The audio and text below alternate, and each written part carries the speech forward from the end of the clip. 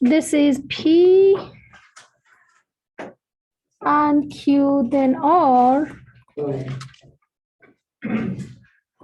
P, can you help me? Yeah. Was it like this? Yeah, that's right, yeah. I don't think it's true, is it? I don't think it's true. Let's try it from the left side, P and Q. It's not a true equivalency, but we tried it to say it's easier to move it to the, are you sure there is no parentheses? Oh, there are, yeah, for Where? P and Q. Where? Here, this goes together, huh? Yeah. Okay. So then I go by disjunction, right? So you're writing the disjunction. What was the implication to disjunction? What was the implication to disjunction? Not first or the second? Is it true?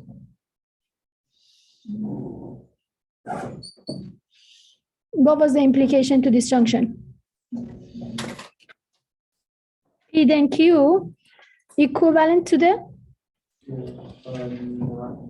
not P and then Q, right?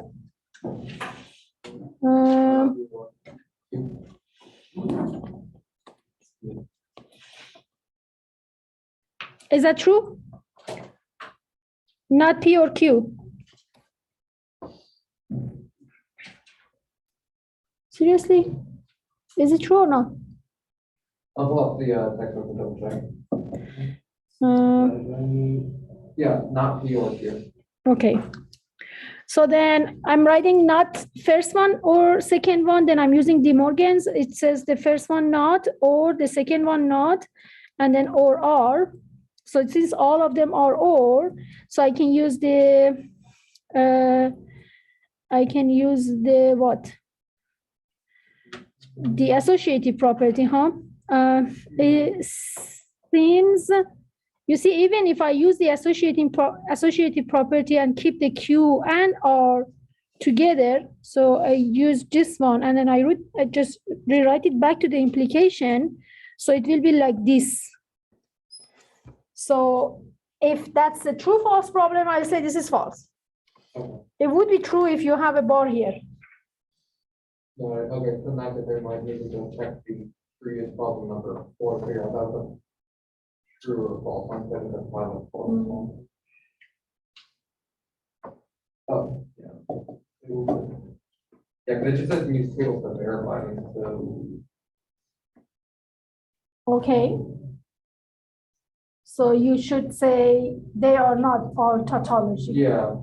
If you use the truth table, you must say they are not all tautology. Can we address in the right? So what was this one, 2.5 number? Number 5, this is part B. Okay. The one that's on the board, and part C is the other column. I'm okay now, or you still have question? I'm good now, yeah. That's the one I have the question on. Okay. Any other question here on homework? Any other homework question? I actually have a question on 5B. Can you write the right statement as not P or, and then the rest of it, parentheses, not. So you want to use, you want to start from the right side, so which was Q, and then you have decided to write it at disjunction. Yeah. So that would be or, Q or R, okay? So then you have to use the associative property. You have to use one more time associative property. So this is going to be like this. So then it's going to be P bar Q naught implies R, which is P and Q naught implies R. Anyway, it's false. Yeah. Ramsey? Yeah, I think I just made like a mistake somewhere. Oh, because I don't know that. Okay. Anything else?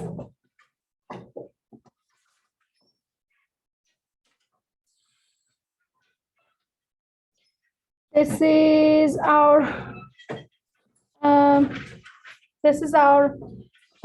chapter 4.3. So we just started about the notations. We don't have any problem with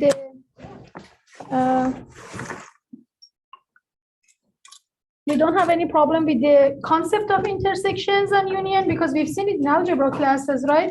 So the only thing that we want to do is just make the connection with the logics. So the statements, conjunction, disjunctions that we just learned and the properties of the connectives, like conjunction, disjunction, and then simplification based on those logic. Okay. So that's what we are practicing here. I have a few examples with the algebra version, and then I have my version, which is discrete math based on the logic. Okay, ready? So just one more time to remind you, if you're having, we had this one on last class, right? So if you're having the notation, which is the cap, that means you're having the intersection, which is the same as, what was it, conjunction, right? So what does it mean? If this is a true, this is a false, this is going to be fail. If this is a false, this is a true, this is going to be fail. Only it will be true when both of them are true.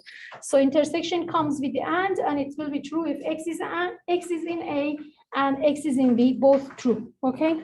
So then the other notation, which is the cup, which is union, and that comes with the disjunction, and that's better at least because we know that disjunction means if either of this one is true, still is going to be true. The only way that fail if both of them are false, or X is not in the A and X is not in the B, that fail, otherwise it's true, okay? And for differences, for the set, we just say either this notation or the minus notation. So you just say X is in the A, and again, that's just conjunction. And that makes it, again, the true or false things that we just said, right? So if this is a true, this is a true, that's perfect, it works. If one of them fail, or is false, so then that's not in the A minus B. So X is in A minus B is in the A, but not in the B. X in the A, but not in the B, okay? And then notation like complement. Complement is exactly the same as negations in the statements. Complement is the same as negation in the statements. So when you have U minus A or universe minus in A, or you can just say not A. That's a better word. You can say not A, which is A complement, and notations are either prime, bar, or C. So those are the notation to say not A. As I said, I have two examples from the algebra version, then I have my example, okay? Or logic version of that. As an example, the universe given the numbers from 1 to 5, A is only 1 to 3, B is 3, 4. So we look for all of these cases. So if you have A and B, so means whatever is in A intersected to the B, so you have to make the share numbers, right? So that's only 3. The A and B are sharing only 3. So intersection is just sharing only 3. If you're having union, it's like any union, you just put everything together. So you just have to have 1, 2, 3, and then 4. So that's A union B. If you have A not B, so when you have A not B, what you should do, make always A or the first one. So this is my A or the first one. You always write A or the first one, cross the B. For minus, always write the first one, cross the B, okay? So you're writing A elements, and then you're crossing the B from that. That's a subtraction of B from A. So then you have only 3. Cross out, so you left with the 1 and 2. Make sense?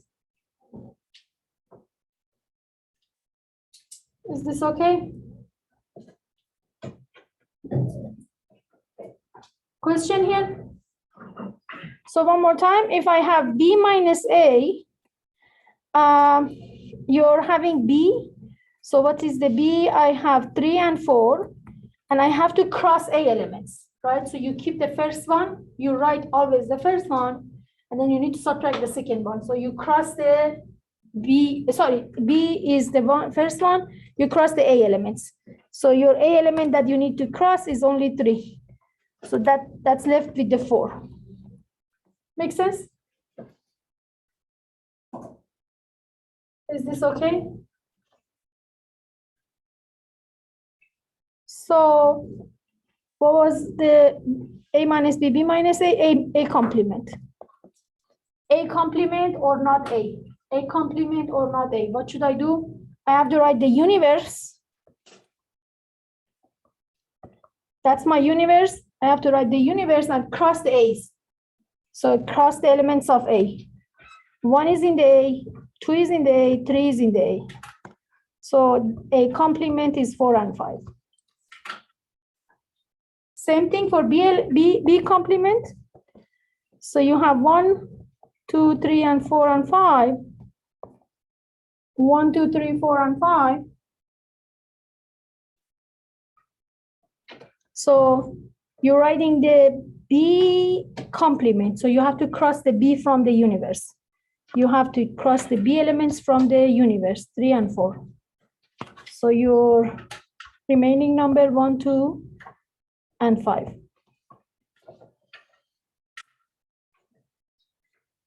Okay? Makes sense. Let's look at the Venn diagram for this.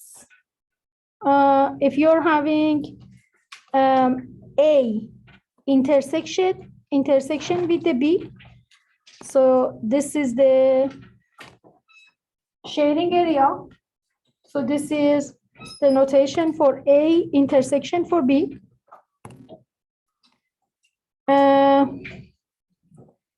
If you have union, so this is A and B. Union is everything, right? Union A and B means you just put A and B all together, so that would be union. So that is union. For this one, I have A subtracted B. So I call this one A, this one B. So then this is A subtracted B. A minus B. So that shade or colored one is A minus B. Let me write the A complement too. So that was here.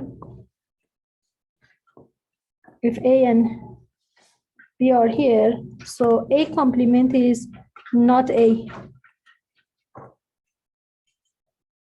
It's here. Everything except A, huh? Everything except A. So that's A complement.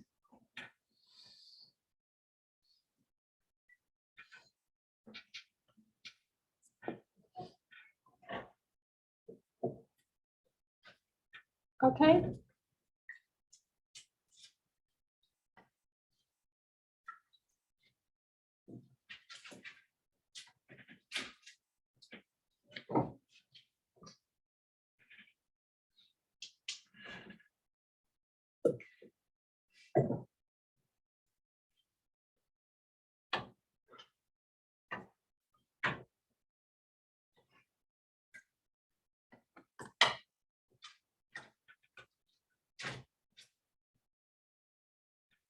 Okay, so one more question. I have A subset of B. I have A subset of B. What happens if you have A, not B? What would be if you have A, not B? If they are subset of each other?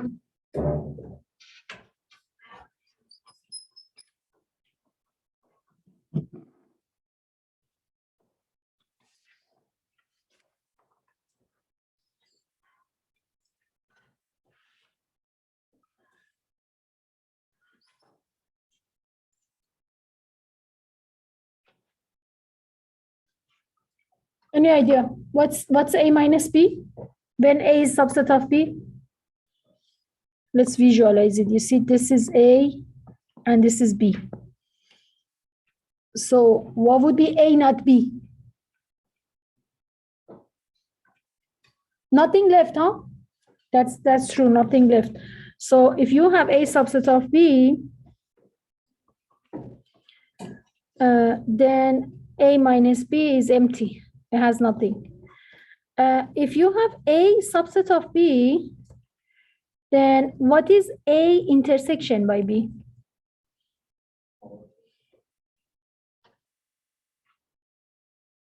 Okay, smaller one. If you have A subset of B, then what is A union by B? The big one, right? So union makes things bigger, intersection makes it smaller, right? If you have A subset of B, do we have any idea about what's the B minus A? That right? Nothing is really special. B minus A. So your B minus A is here. I don't know what is it. It's just really something empty, not empty. If A minus B is the same as B minus A, so then what?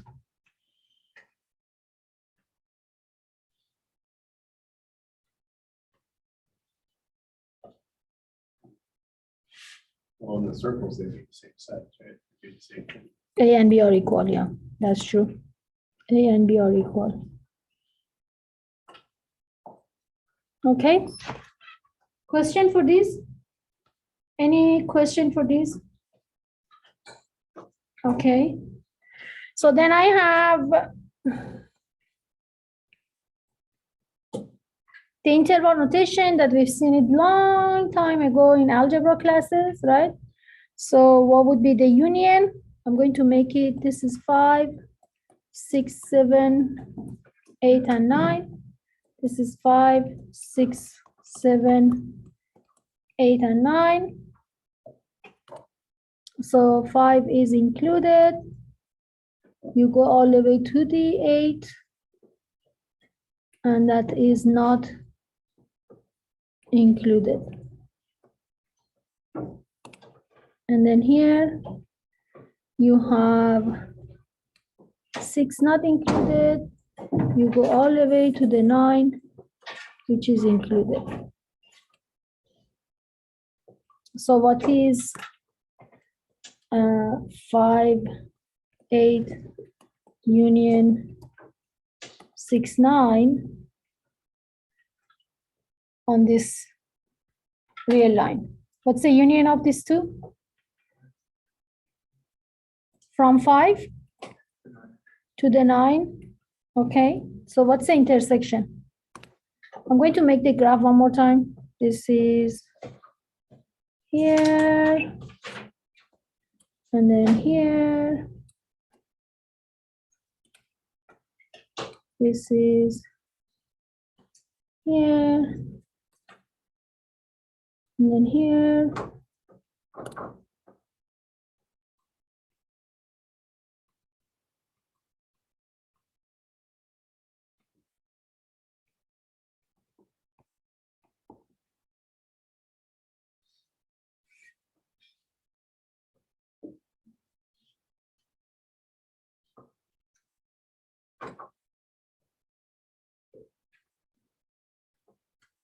Okay.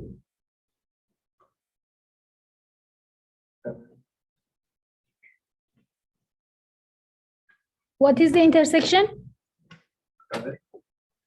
No, you have to write it as interval notation. Which part is the sharing area? Parentheses 6. Parentheses. Yeah, not included, yeah. So it's just this part, right? So the sharing area is right over here. The sharing area is right over here, exactly between 6 to 8, not included 6, not included 8, okay? So that was, again, for algebra version of these rules. Now, based on the properties that we've seen in logics or the disjunction conjunction, you can just write it the same thing for your union and intersection. So I can say the same rules or similar rules, right? So you have commutative, right? So you're having A union B is the same as B union A. It works for union, it works for intersection. You're having associative property. So if they have the same notation, if you have the same operation, you can just play with the parentheses and switch the place of your parentheses. If you have the same notation, like both of them unions or both of them intersections, you can just replace whichever place that you want for your parentheses. Even you can take out all of the parentheses. That's okay. That's associative property. For distribution, if you have different sign, you can distribute union to intersection, intersection to union. So you have to have different notation to just distribute.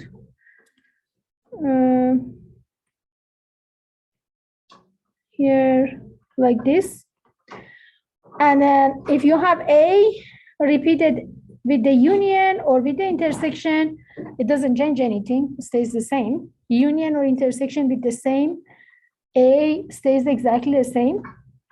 De Morgan's is exactly the same way.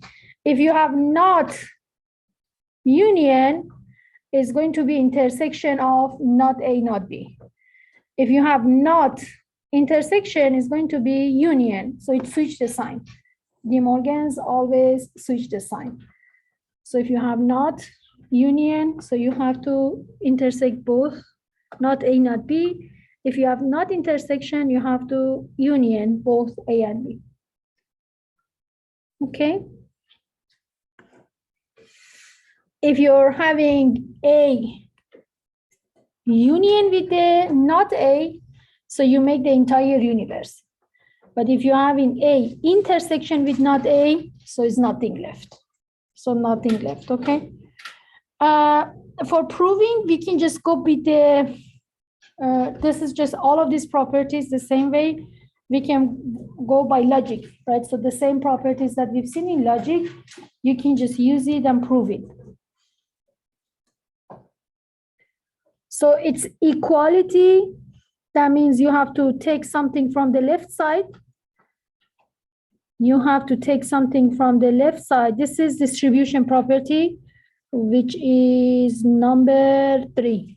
And then we're trying to prove it, okay? So you take something from the left side. You take something from the left side. That's the same. That element is in the A. Union means and. That element is in the B, union C. So notation for intersection is the same as and or conjunction. That is called definition of intersection. Similarly, you can do the same for right over here. Your X is in the union, so is in the B, and X in the C. So that's definition of union. That's definition of union. That's definition of the union. Now, since we've seen the chapter 2 and the logic, we know these two are different notation we can distribute. So you can say X is in the A and distributed to the second one. X is in the B. And then you can say X is in the A and X in the C. So which rule? Distribution. Distribution rule. So this is the same as intersection because of the and notation.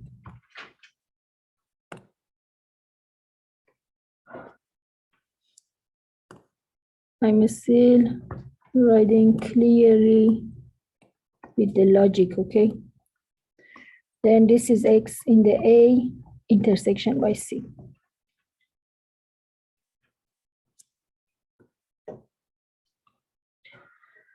So one more time, I've used definition of intersection. So last, I have to use the union definition.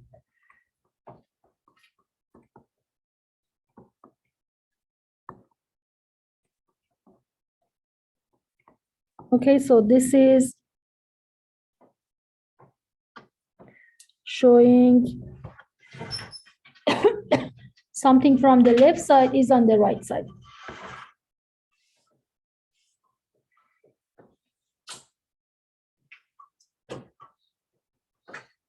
I need to remind you, we are showing equality, okay? So when you are showing equality is the same as A is subset of B and B is subset of A, okay? Your notation or what you are showing is equality. So you have to show first something from the left side is on the right side. Make sense? So I have to take something from the left side and show that is on the right side. This is here. And then one more time.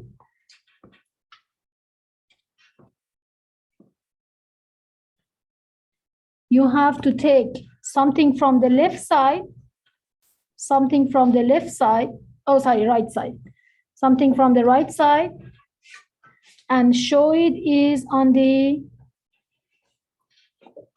left side. So that means you started from here and you go back by here and then you prove it here.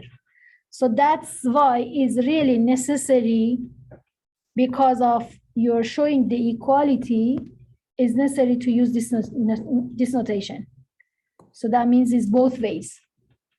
If you use only one side arrow, that means you're showing subset. If you're using only one side arrow or implication, means you're doing the subset. But I'm not doing the subset, I'm going both ways. I'm doing one is subset of the other one, and then the other one is subset of the other one. That's why these are equality. So you have to put it in this notation to make it equality. To make it left subset of B, left subset of right side, the right side is subset of left side. Does it make sense?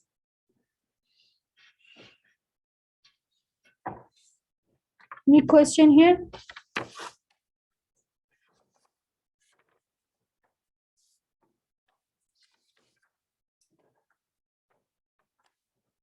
Add one more example. Any question on this example? So very similar examples. Okay, so very similar example using the property to show. So example says subtraction can distribute to the union. So that makes it A minus B intersection by A minus C.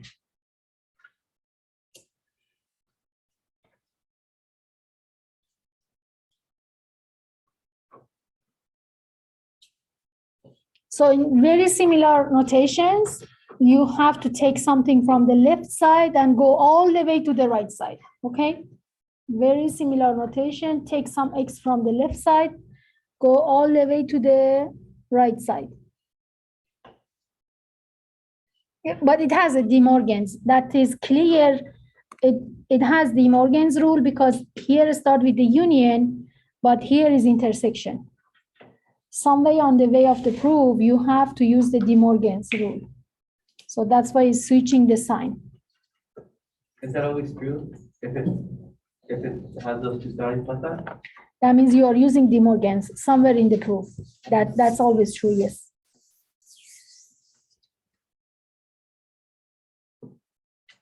Okay. I'll give you time, okay? So you try it. So you take some x's from the left side.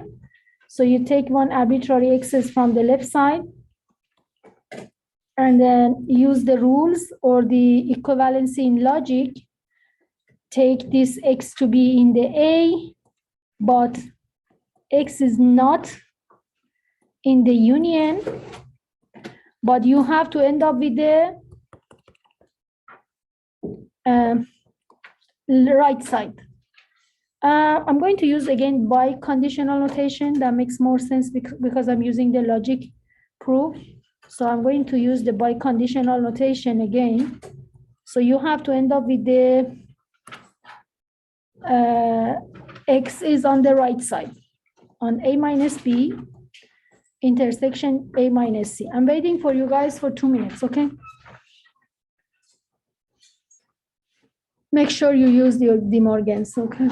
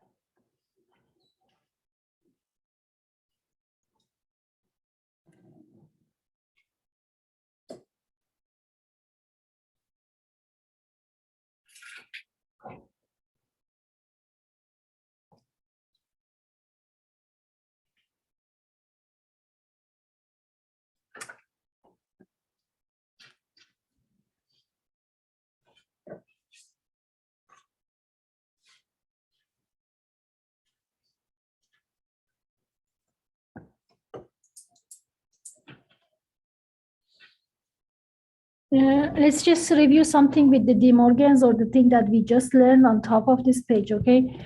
What does this mean? I'm going to write it down over here, okay?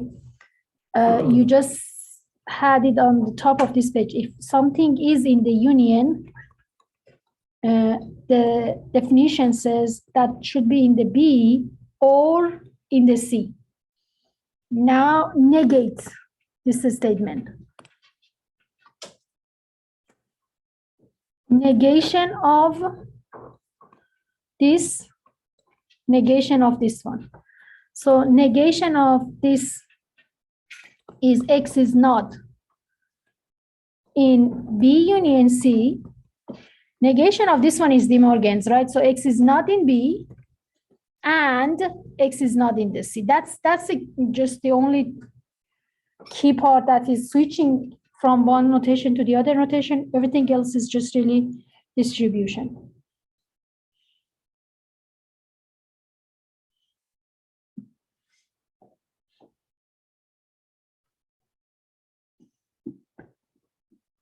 Okay.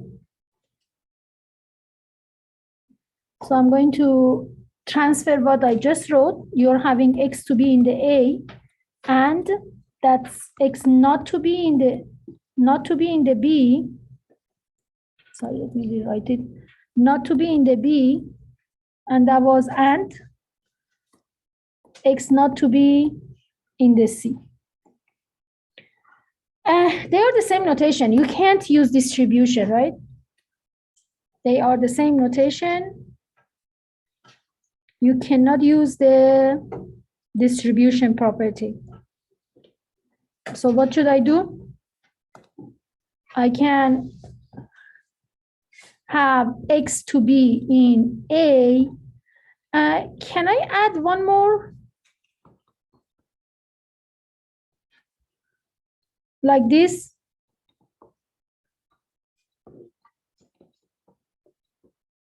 And then use associative property. I need one A to sit with the B, not associative property. I'm going to write down which property I'm using. And then X in A, X not in the C. So I'm not using, what was it, distribution property, because they are the same notation, okay? So they are the same notation, so I can't use distribution property. So here I have used, I don't know what they call it, identity. It's called it idempotent, but it's okay if you don't know the name, okay? You can just say identity or repetition.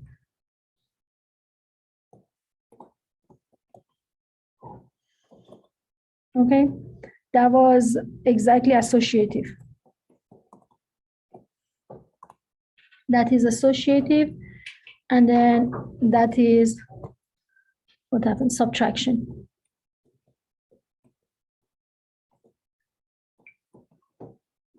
Subtraction definition.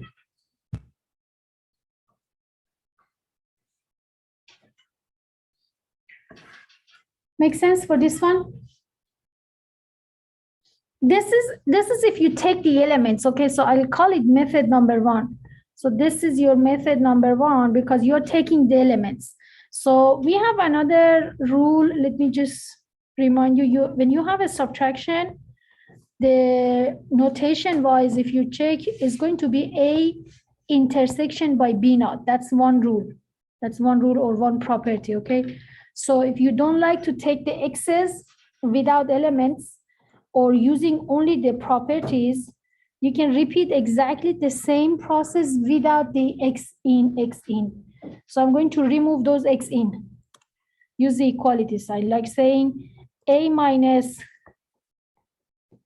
B union C equal to this property. First one intersected with the second one bar equal to De Morgan's. Not first one intersected with the second one. Then repetition of the A, exactly the same process that I did with the x's or taking the elements. Now is just really writing with the equality sign. So then I have one A sitting with the B naught, and I have another A sitting with the C naught. So that's A minus B union, intersection A minus C. Do you see I didn't change really anything on the process? I did not change anything on the process. The top one, I pick one arbitrary elements from the left side and check it is on the right side. For the bottom one, I didn't take any element. I just used the equality, which we call it the properties. So we are using the properties. The top one, we are using the logical equivalency. So the top one, we are taking the logical definition for union and intersection. The bottom one is only the properties. Either one is fine.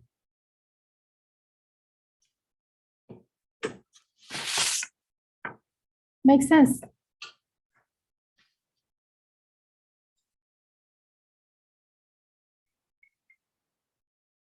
Any question here? So one more time.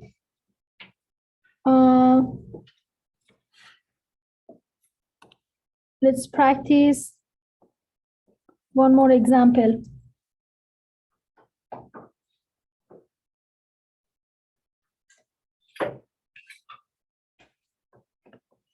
This practice. Do you need time? Are you guys with me? Did you write this part? Can I move on? I'm okay, huh?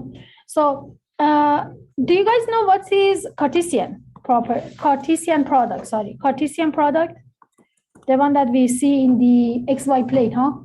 So if you have A cross B, it's going to be all of the ordered pairs, which the X is coming from the first and the Y is coming from the second set. Okay, so this is called Cartesian product. Like just saying, if your A is maybe A and B, B is 1 and 2, so your A cross B is going to be like A from the first one, 1 from the second one. A from the first one, 2 from the second one. B from the first one, 1 from the second one. B from the first one, 2 from the second one. So that's called Cartesian product.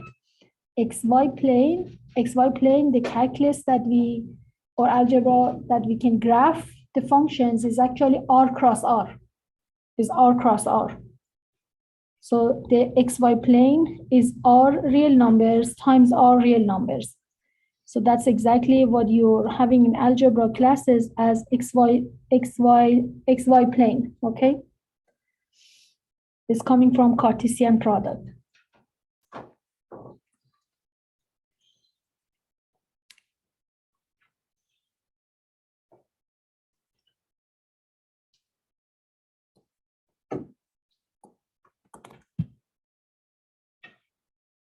Okay. I'm going to have my next example, the cross or the Cartesian can be distributed to the union.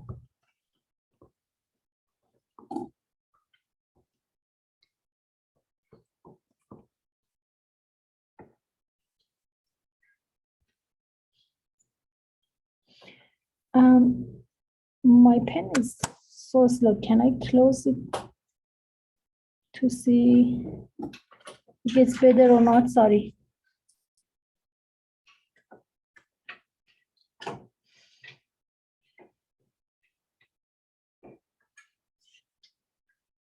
No.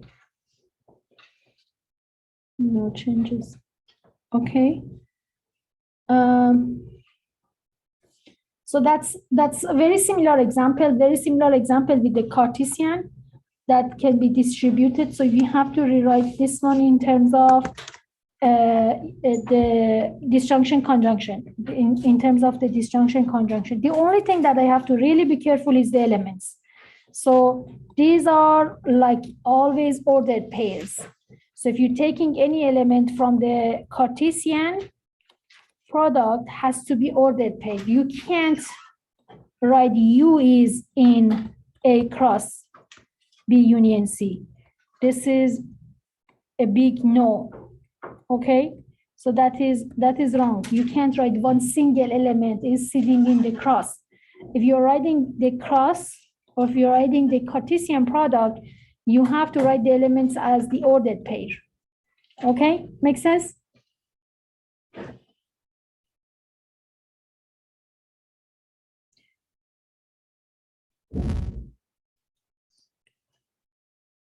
So this is the same as saying U is sitting in the first set and V is sitting in the second set. Agree? Is this okay? Fine. Now U is sitting in the first and the union, huh?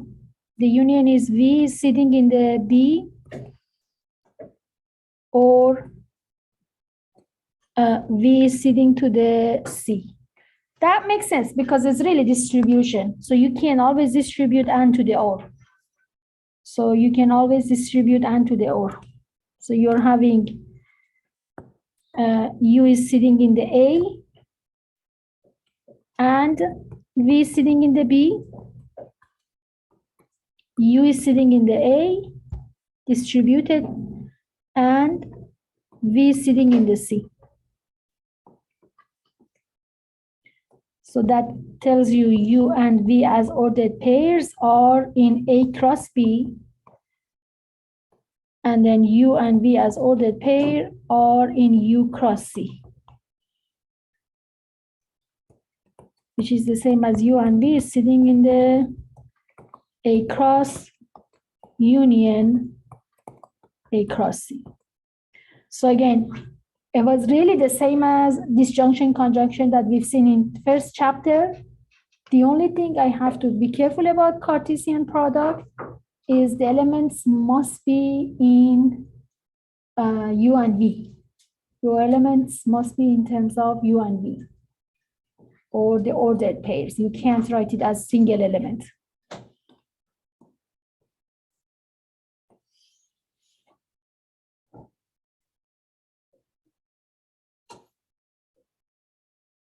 Any question here?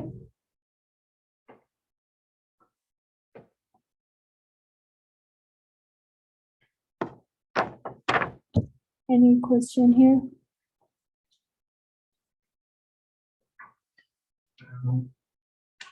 Can I move on? So this was your set theory.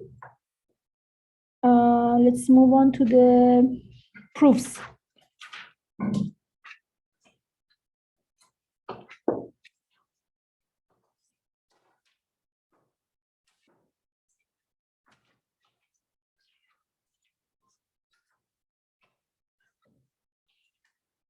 Are you guys ready? Do you have the file ready?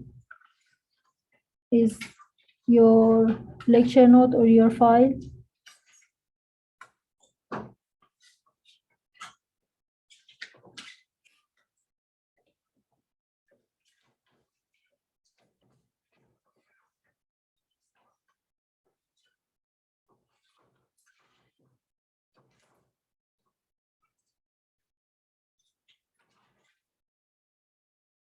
Okay. Your chapter, actually we practiced chapter 3 a few times. I think 4 problems or maybe more. We tried to prove things by 3.2, which is direct proofs, okay? So we have, for now, for this chapter, there are 6 of them, but we can just really say how it works. We just, this one, we listed 4 sections, which is 4 different methods of proving, okay? So what we have practiced a few times with some problems to prove was direct proof. So we have one direct proof, and then we have one method which is called indirect proof, or proof by contrapositive. We have something we prove it by contradiction. We prove it by contradiction or proof by contrapositive, which is the same. And then we have induction. Okay, so these are 3 methods that is listed over here. Induction is really clear. Where can I use the induction proof? Whichever places you have ends. If your statements or examples is coming with the end, we use it with the induction. So that's a clear one. So we have to decide for now, we have to decide between 2 proofs of direct proofs and indirect proofs, okay? So the first one, which we have practiced a few, and we have more examples here, is for direct proofs. What's the direct proofs? First of all, the statements must be always in implications form. So you must have P, then Q. So you must have always implications. So you have something if, then something then. So you have to prove, by knowing the P is true, you have to prove the Q is true. So for direct proof and indirect proof, both of them, you have to have implication. So you have to have P, then Q. First of all, for direct proof, you directly start from the P is true, and you end up with the Q is true. So for proving by using direct proof, you just say my hypothesis by given information P is true, and then I try to show the Q is true. So that is called direct proof, okay? So this is what's written over here. In order to show that P then Q is true, so you consider the P is true, and you conclude the Q must be true, okay? So you start with the P, and you show the Q is true. So another name Another name in inferences, this is called mode exponents, the same process that I said. You consider P then Q is true. So you consider P then Q is true. So you say P is true, then Q has to be true. It's called mode exponents, okay? So again, we have done a few examples by this proof, and we have four examples here. So the main part is it has to be implications. In these two methods of direct or indirect proof, you have to write it as if then. If you have a sequence of implications, so like saying P goes to the Q, Q goes to the R, so you can just eliminate the middle one. If you have P then Q, Q then R, so you can eliminate the middle one and say P then R. What was the name of this property? We had it last class. P then Q, Q then R, eliminate the Q, Q then R. What was the name of this property?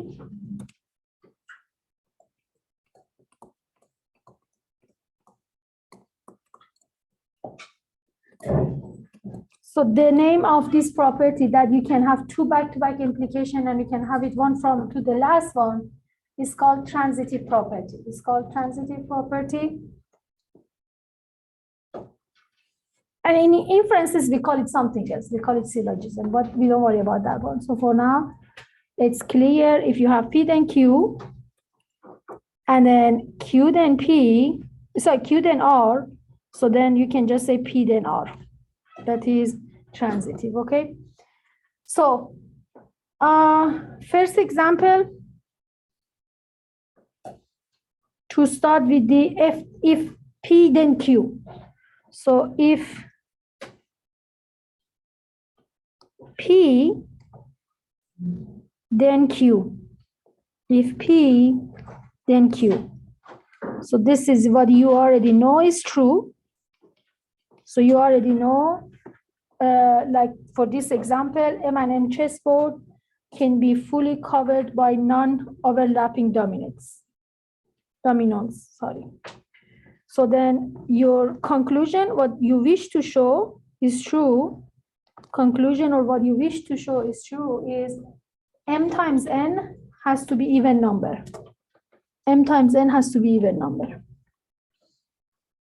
So you have to start with the P is true and end up with the Q has to be true. Ready? Ready to write the proof? So the wording has to be like this. I mean, you have to assume you know the P is true. So you have to write down again. It seems it's just write it one more time. It's given in the problem already, right? So you have to rewrite it. Assume the P is true. So assume you're having N times M.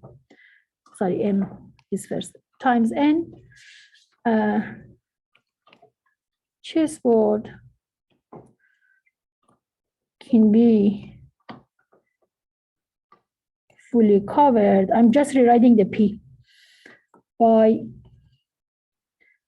non-overlapping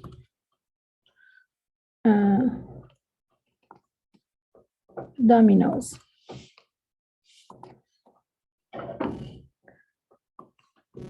Let the number of dominoes that covers the board are k many, right? There are k many of dominoes. So you can say these k dominoes cover exactly 2 times k spaces on your chest or on the board. So that means the board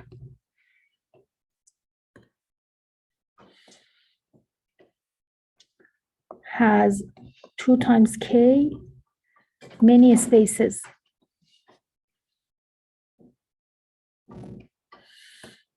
And that's clear, m times n equals to k, which is exactly what we call even number.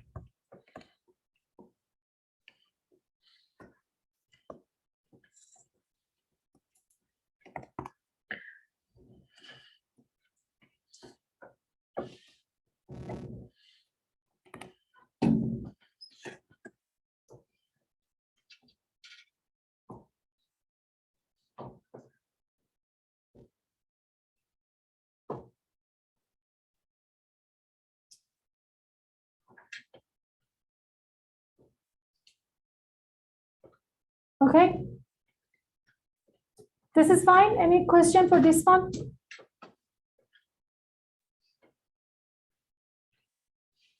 Do you agree with this proof? Simple proof. You started with the P and then you end up with the Q.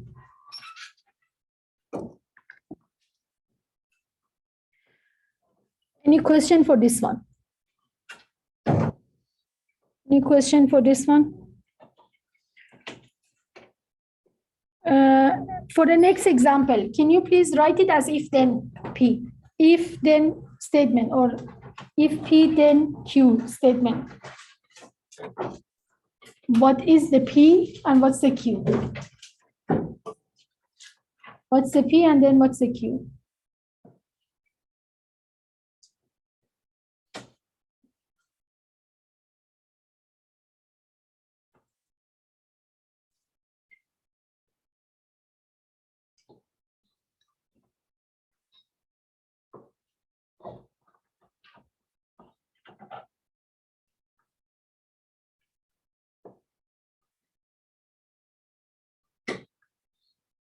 Can you tell me what's my P then Q statement? What's the P and then what's the Q? I just want to write it first, the words. If what?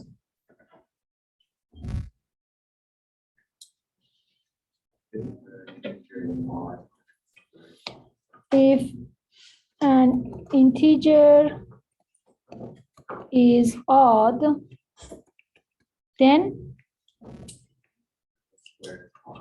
n square is odd. So I have to write it like this. If an integer n is odd, then n square is odd. So this is your P statement. This is your Q statement. This is what you already know is true, which we call it hypothesis.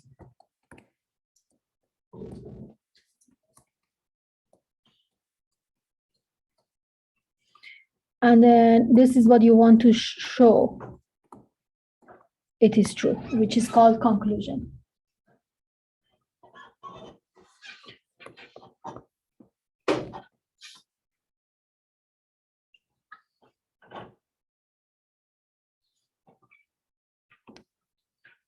So proof.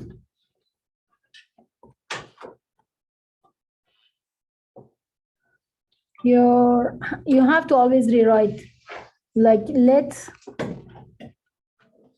your hypothesis. You have to rewrite, let n be an odd integer. So you have to rewrite the proof.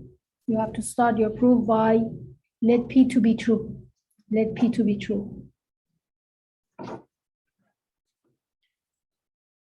So what was the definition of being odd? What was definition of being odd?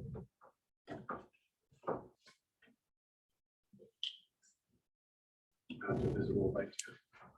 Or it can be written as 2k plus 1 for some k. For some k to be integers.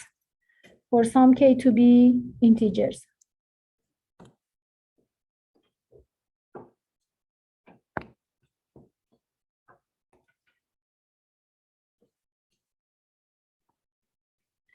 Okay.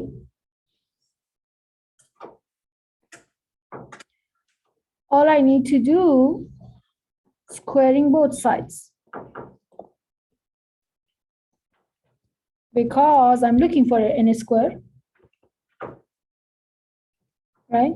What is n square is 2k plus 1 to the power of second, which is first 1 to the power of second, twice of first to the second, which is 4, sorry, plus 1.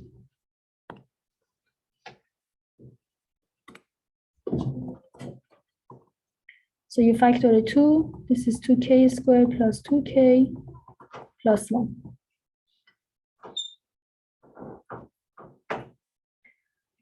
Since k is integer, 2k squared plus 2k, like just saying something, k prime, is integer also. So your n squared was 2k prime plus 1.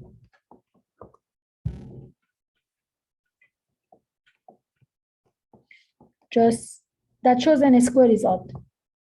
That's definition of n squared. It shows n squared is odd because it could be written by 2k prime plus 1.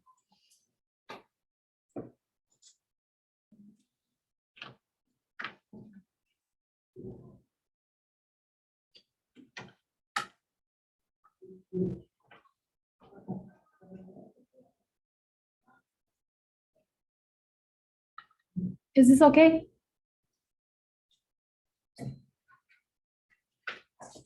The algebra behind of that is really simple, right? So you have something to be odd, and then you square it. The algebra makes sense, and it's just something simple.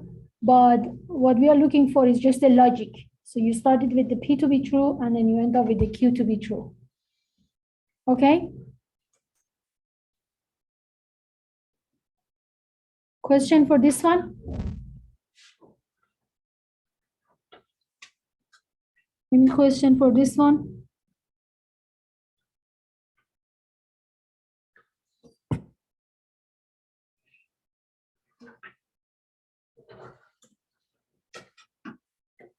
No?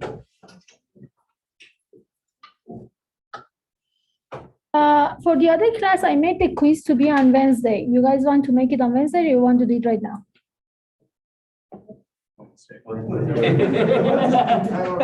Wednesday, so again, it's only on quantifiers, only one section, right? So it's only on quantifier, which is only one section.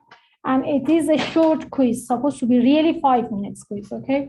So only on quantifiers, and it's just really, because, I mean, grading, it's just horrible by itself, and I make it really weekly. Please study before each quiz, okay? It's not fun to grade all weekends.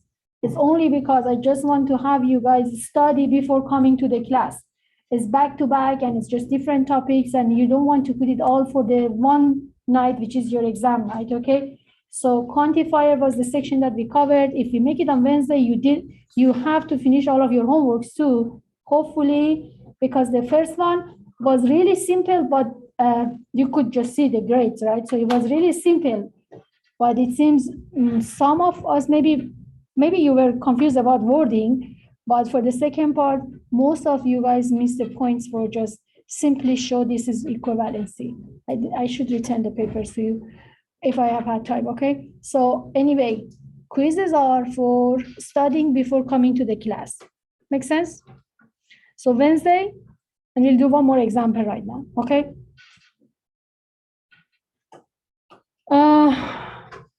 Professor, is there extra references that you can give out for like extra examples or proofs?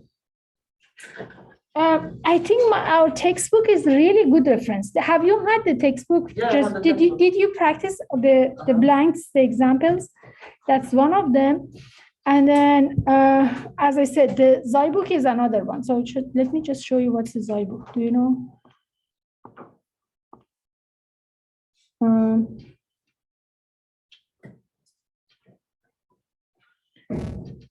My problem with the Zybook is I have to wait for them to give you permission to log in.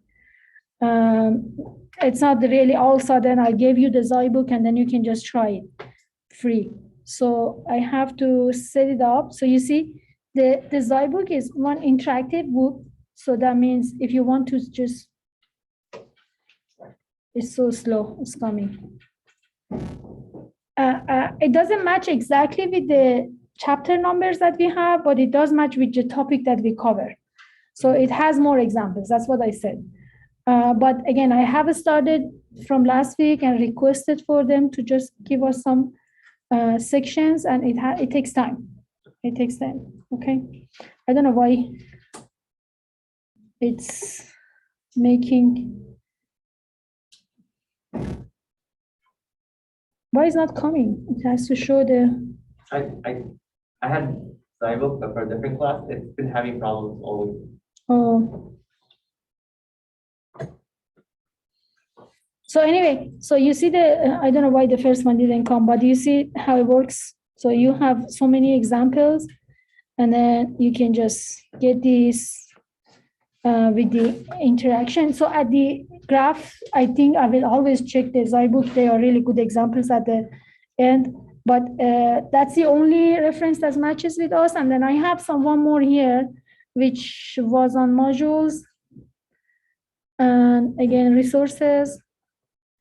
And as I said, this is another open course that we have from MIT. That matches with us too. You have to choose which one is we are covering now, okay? I'll try to make one more, I don't know for now, because I see what the coordinator offered. So probably if he has something more, we can just share that one with you, but that's two is the only one that I have for now. So MIT, which is there, Zybook, I'm waiting for the access code. So do we know what does it mean to be divisible by 3?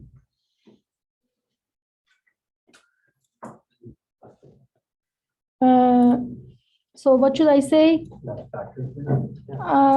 N is divisible, give me the notation, right? So N is divisible by 3 is the same as N can be written as 3 times of K for some K. Is okay? So that is basically same thing if you say N is multiple of the 3. Is it? These two are the same, right? These two are both the same. These two are both the same, okay? What it says if something is not divisible by 3,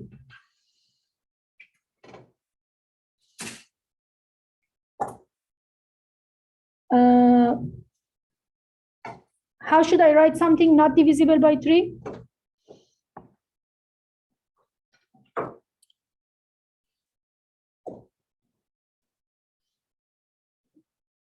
How you guys can see if a number not divisible by 3 or is not multiple of 3.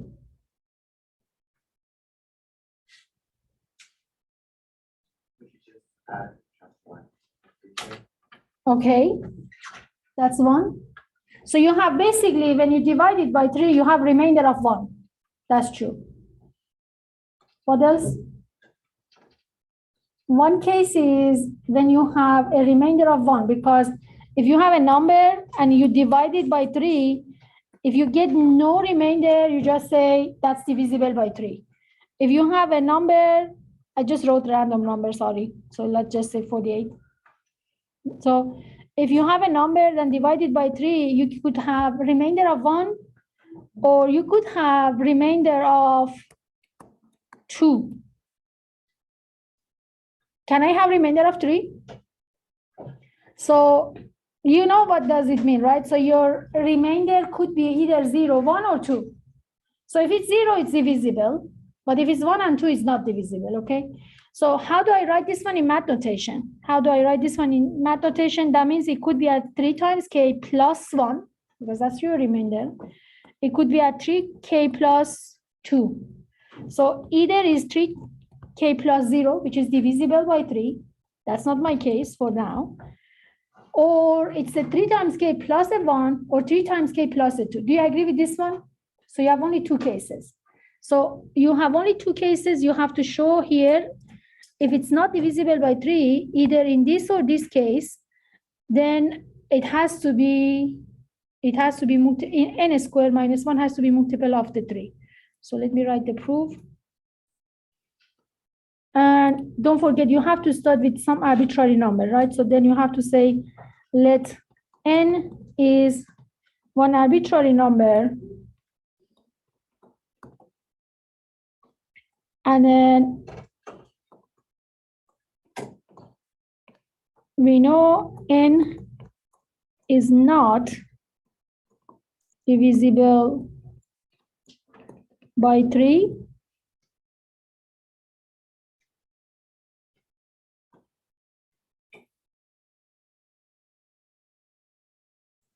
It can have a remainder of 1 or 2. This means case number 1, n is in 3k plus 1, which n squared minus 1 is 3k plus 1 to the power of second minus 1, so which is 9k squared plus 6k plus 1 minus 1, and that is 3 out, 3k plus 2k, oh sorry, plus 2. So 3k plus 2 is an integer, n squared minus 1 is 3 times of, I'm going to call k prime, is multiple of 3. Case number 2, n has to be 3 remainder of 2. So similarly, you can just write it 3k plus 1, sorry, plus 2 to the power of second minus 1, which is first to the power of second, twice of first to the second, plus second to the power of second minus 1. So if you factor a 3, you have 3k left, you have a 4 left, and you have a 3, 4 minus 1 is 3, so 1 left. So maybe say k double prime or some other number, k sub 1 is a 3k plus k squared plus 4k plus 1 is an integer, thus n squared minus 1, 3k double prime is multiple of 3.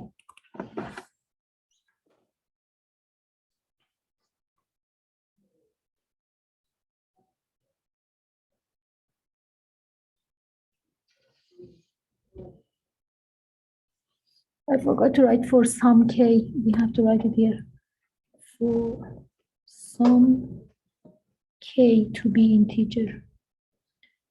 For some k to be integer.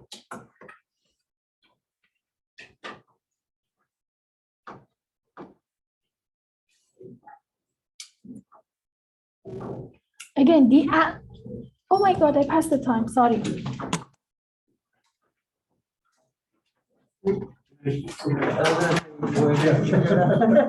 I'm sorry. I'm sorry, guys. We're good to go if you have a class, sorry.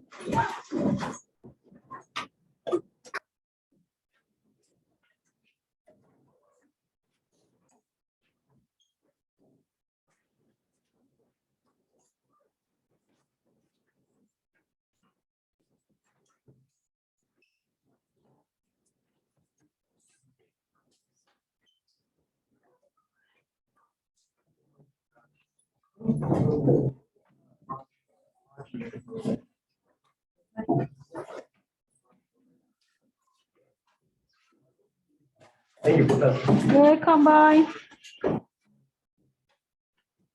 Can I first stop recording? You're welcome, bye. Sorry, guys. Sorry. I didn't know I'm passing the time.